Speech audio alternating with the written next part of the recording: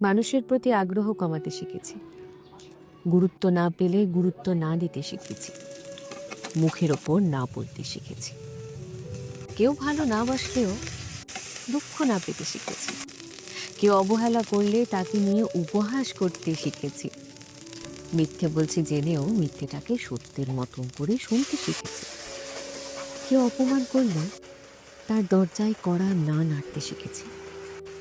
নিজের ভালো থাকার জন্য রোজ এত কিছু শিখেছি।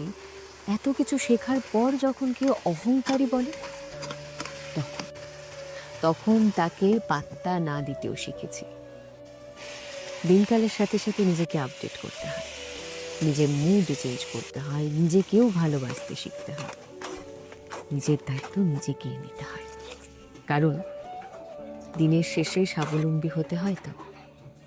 কে কি ভাবলো, কে কি বললো, এর থেকেও বড় কথা হচ্ছে আমি ভালো আছি কিনা এই প্রশ্নটা নিজেকে জিজ্ঞেস করা।